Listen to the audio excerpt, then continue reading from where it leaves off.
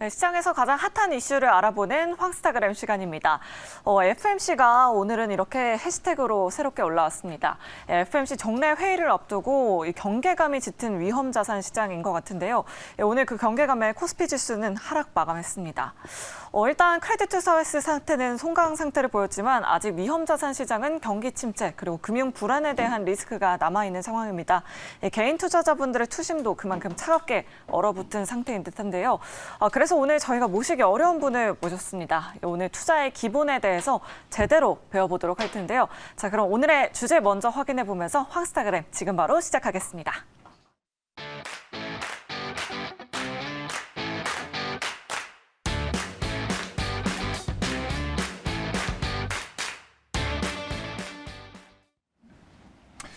자, 급변한 시장을 진단하고요. 일단은 대응 전략을 세워보도록 하겠습니다. 저희가 항상 인사말로 이분 정말 모시기 어려운 분 모셨습니다. 이런 말 자주 하잖아요. 근데 이분은 진짜 어려운 분 중에 어려운 분 모셨습니다. 우리 금융시장의 레전드 끝판왕을 한번 모셔봤는데 외환 트레이딩계의 전설이십니다. 스탠다드 차터드 증권과 리먼브라더스의 한국 대표를 역임하신 김준송 대표님, 오늘 어려운 걸음 자리해 주셨습니다. 안녕하세요. 안녕하세요. 네, 나와주셔서 너무 감사합니다. 초대해 주셔서 감사합니다. 예, 요즘 많이 바쁘실 텐데 지금 돌아가는 이 분위기가 뭐 저는 바쁘진 않고요. 예. 네, 사실 뭐 저도 안 바쁩니다. 아니 요즘에 좀 아무래도 좀 7군데 글로벌 IB에서 또 근무를 하셨잖아요. 네. 그러니까 전 세계에서 제일 유명한 금융계에서 다 일을 해보셨는데 그곳에서는 어떤 일을 좀 하셨는지 저는 트레이더 했습니다. 트레이더 하셨어요? 그러면 이제 사고 팔고 이런 걸 그렇죠. 좀 투자나 투기해서 시장 위험 들고 이제 돈을 벌고 그런 일 했습니다. 그러면 어떻게 보면 그 굉장히 위험을 안고 그렇죠. 일을 하셨던 거네요. 위험을 일부러 이제 찾아가지고 위험을 안고 거기서 이제 돈을 벌고. 어떠셨어요? 수익률을 좀 여쭤봐도 될까요? 괜찮았어요. 괜찮았고요. 대기 트레이더들이 IB에 있는 트레이더들이 괜찮습니다. 그렇군요. 저는 그것도 좀 궁금해요. 그게 이제 회사 돈으로 하는 거잖아요. 투자를. 그렇죠. 저는 이제 개인 돈으로 하다 보면 두렵고 떨리고 막 이러는데 회사 돈으로 하면 좀 또 두렵고 떨리고 이런 건 좀 적나요? 어떻습니까? 글쎄요. 그 돈이 자기 개인 돈보다 훨씬 큰 돈으로 하니까 그거를 돈이라고 생각하면은 좀 어렵고 그냥 뭘로 생각하십니까 그러면? 근데 제가 예를 들어서 뭐 1,000만 불을 1년에 벌어야 된다 그러면 1,000만 불을 벌어야 되는구나. 뭐 한 달에 100만 불씩 벌면 되겠구나. 이렇게 생각을 해야지.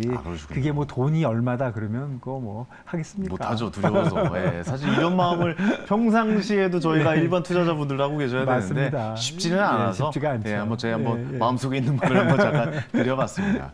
그 요즘 궁금한 게 또 리먼 브라더스에도 계셨잖아요. 근데 2008년도에 그걸 직접 경험을 해보신 거 아니겠습니까? 그 회사에 소속된 사람으로서. 그 현역에 있다가 대표로 있을 때 회사가 부도가 나가지고요. 또 대표로 계실 때군요. 한국 직장을 대표. 잃으셨던 그렇죠. 거였습니까? 한국 대표로 계셨어요. 어땠어요? 그때 상황을 좀 설명해 주시겠어요? 그때는 좀 뭐라 그럴까 나쁘긴 했지만 그 회사가 부도 날 거라고 사실 생각은 안 했어요.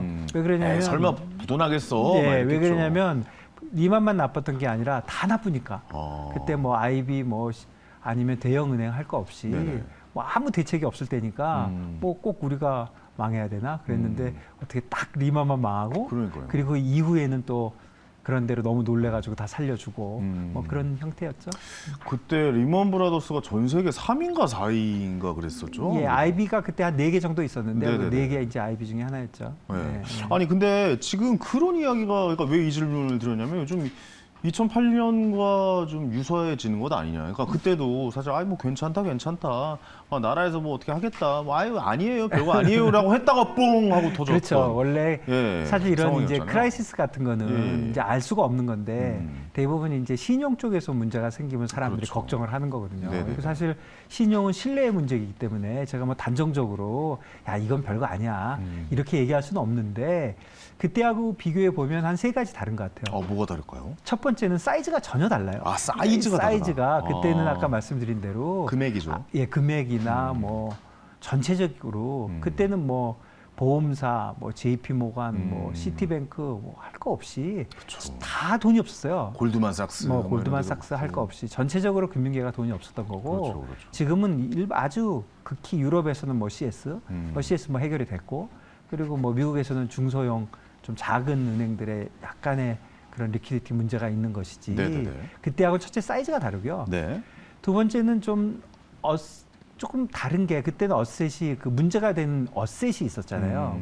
부동산에 연계된 채권들. 그쵸. 그런 게 딱 있었고 어떤 모기지로. 특정 모기지 이런 게 딱 있어. 그 신용이 문제가 된 거였지만 이번에는 특정한 어셋이 문제가 된 게 아니라 그냥 채권을 뭐 긴 거를 가지고 있었다든가 뭐 그 등등등 이유가 있는데 이자율이 좀 오르다 보니까 그 회사들이 손해가 난 거죠. 그 어셋이 통째로 뭔가 문제가 돼갖고 유동성에 문제가 생긴 게 아니라 유동성은 있는데 뭐 그냥 손해가 좀 난 거죠. 네네. 손해가 나니까 혹시 돈 못 받는 거 아니야? 그래서 오히려 돈을 많이 는 사람들이 돈을 빼고 그렇죠. 뭐 예. 그런 거니까 좀 두 번째는 좀 그 자산의 성격이 다르고 성격이 다르다. 네, 예. 그리고 세 번째는 중앙은행들의 대책이 전혀 달라요.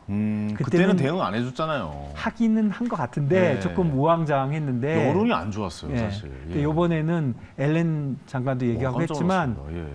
그때 매뉴얼로 다 썼다는 거잖아요. 네네네. 그래가지고 이번에 미국도 굉장히 빠르게 했고 선제 대응이 빨랐죠. 엊그저께 ECB도 뭐 그러니까요.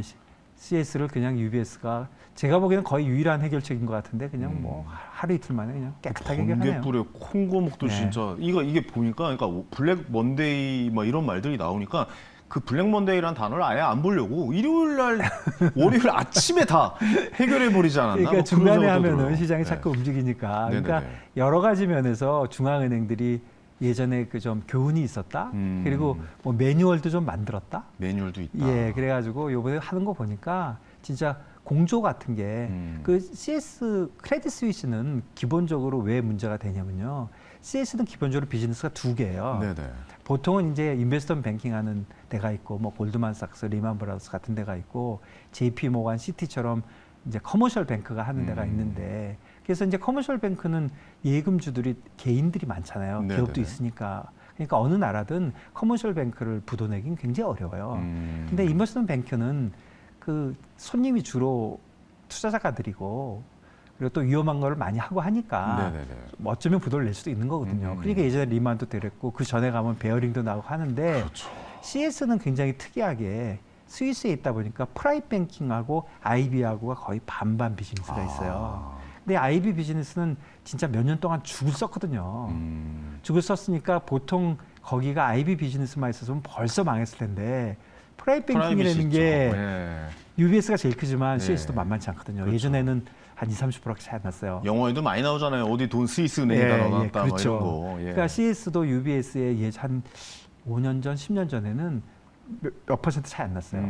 그러니까 받은 돈이 있지만 물론 부자들 돈은 많지만 네네. 그래도 예금한 돈이잖아요. 그러니까 스위스도 또 유럽도 CS를 부도를 낸 후에 뭔가 처리를 하는 그런 방식은 취하기 굉장히 어려웠을 거예요. 그렇군요. 그런데 역시 금융 산업은 신뢰가 중요하기 때문에 CS가 흔들리면 뭐 또 불안해서 도이치 얘기도 나올 거고 불안한 게 줄줄이 넘어오겠죠. 있으니까 예, 약한 고리들 그냥, 터지겠죠. 이건 도저히 안 되겠다. 그래서 사실은 뭐 CS하고 UBS하고 합치면 독점 문제도 좀 있거든요. 프라이빗 뱅킹 독점 문제도 있고 미국 쪽에서 분명히 문제가 있었을 것 같은데 진짜 뭐 24시간 만에 다 전화해가지고 아침에는 수압 라인까지 서로 주고받고 그러니까요. 세 번째는 다시 돌아가면 첫 번째는 사이즈가 다르고 사이즈. 두 번째는 어셋 성격이 좀 다르고 세 번째는 중앙은행들의 대처가 예전보다는 좀 낫다.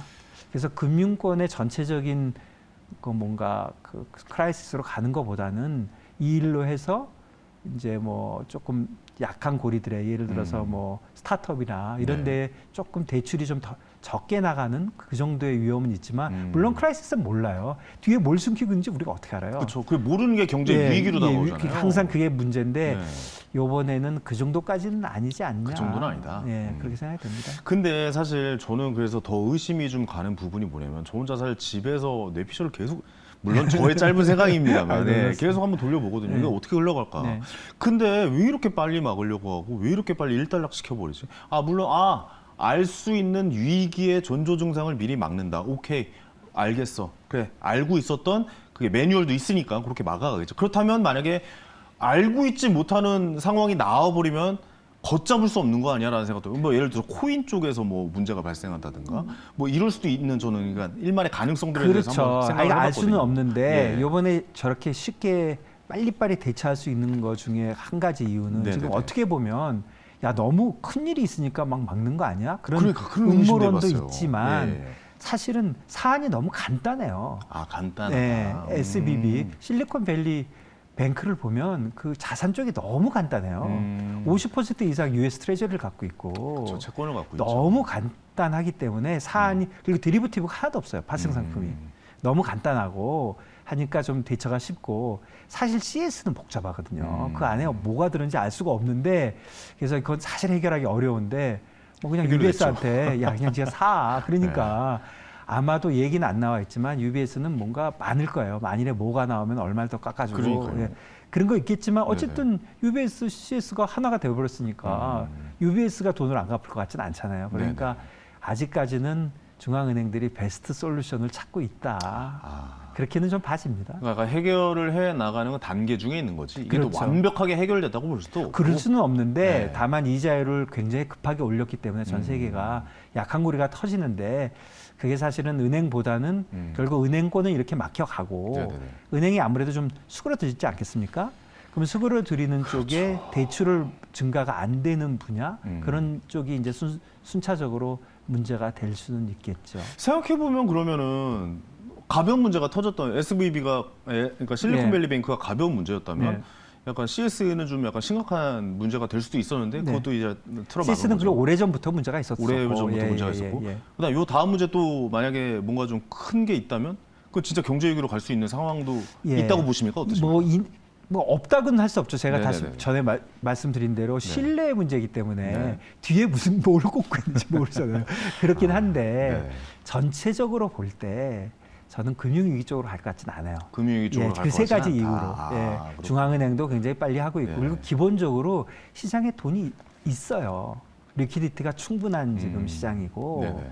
그래서 금융위기 뭐 침체가 올지는 모르겠지만 금융위기로 갈 것 같지는 않다. 말씀을 조합해보면 2008년처럼 가지는 않을 것이다. 네, 2008년하고는 확실한 차이가 있습니다. 알겠습니다. 예. 아, 제가 원하는 답변을 주셨습니다. 그렇군요. 아, 자, 그럼 이제 김주성 대표님의 투자 철학을 좀 들어봐야겠죠. 왜냐하면 거대 회사, 그러니까 거대 회사라는 표현이 좀 그렇지만 어쨌든 네노라는 세계에서 유명한 회사들을 다 경험을 해보셔서 그 투자를 또 어떻게 하셨는지도 궁금하고 또 이번에 책도 이 투자 철학에 대한 책도 철학 같은 거 없고요. 예. 그러니까 제가 투자의 기술이라고 얘기를 하니까 네네. 사람들이 그러잖아요. 야 무슨 투자하는데 돈만 있으면 되지 무슨 기술이 필요하냐 하는데 맞는 말이고요.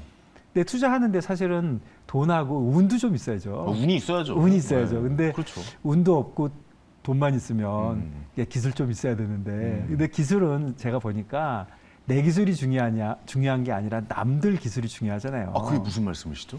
항상 저는 그런 생각 하는데 뭐 시장에서 내 생각이 중요한 게 아니고 남의 생각이 중요한 것처럼 그러니까 뭐 케인즈가 이제 미인대회처럼 그렇죠. 투자 종목을 그렇죠. 골라라고 예, 얘기한 그런 것처럼 기술도 내가 무슨 특별한 기술이 있겠어요. 남들이 어떤 생각을 하고 어떤 기술을 갖고 있느냐가 중요한데 남들이 좋아하는 거. 남들 중에 특히 IB 트레이더들이 돈을 좀 벌거든요.